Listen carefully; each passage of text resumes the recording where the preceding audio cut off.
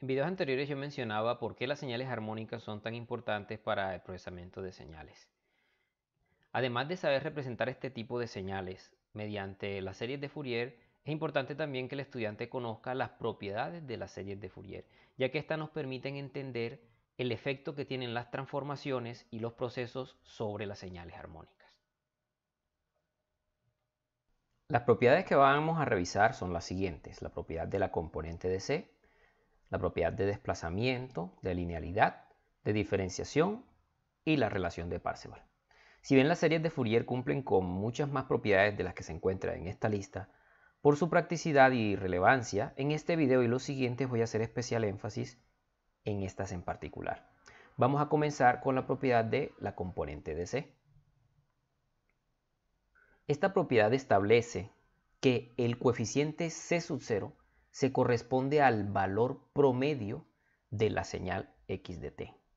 Es por eso que a este coeficiente, es decir, al coeficiente C sub 0, se le suele llamar componente de C o componente continua de la señal. Esto es algo que ya notamos en los ejemplos que revisamos anteriormente y que resulta de aplicar directamente la fórmula para la representación armónica de una señal. Recordemos que esta fórmula establece que el coeficiente C sub k se estima como 1 sobre t por la integral en un periodo de la señal x de t por e a la menos j k omega sub 0t de t. Para el caso del coeficiente C sub 0, es decir, para cuando k vale 0, claramente este término tendrá un valor de 1 porque tendremos e a la 0, lo que es igual a 1. Y por lo tanto, esta ecuación se nos convierte en C sub 0 igual a 1 sobre t por la integral en un periodo de x de t de t. Lo que hace esta integral básicamente es calcular el área bajo la curva de x de t en un periodo y dividir ese valor por el periodo de la señal. Por lo tanto, estamos calculando el valor promedio de la señal, lo que confirma la propiedad que acabamos de enunciar. Para ilustrar la practicidad y utilidad de esta propiedad, voy a recurrir a algunos ejemplos. Supongamos que debemos determinar el coeficiente C sub 0 para las siguientes tres señales. Comenzando con la señal x1, vemos que se corresponde a una onda cuadrada que se repite cada 2 segundos. Es decir, el periodo de esta señal es igual a 2. Según la propiedad que acabo de enunciar, para hallar el coeficiente C sub 0, debemos determinar el valor promedio de la señal en un periodo. Es decir, debemos hallar el área bajo la curva en un periodo de la señal. En este caso, claramente, el área se corresponde al área bajo este rectángulo, que será igual a la base 1 por la altura 1, es decir, 1.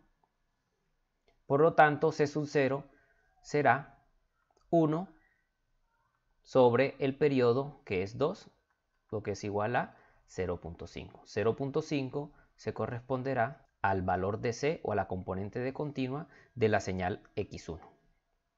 Para la señal x2 podemos seguir el mismo procedimiento. Debemos hallar el área bajo la curva en un periodo de la señal.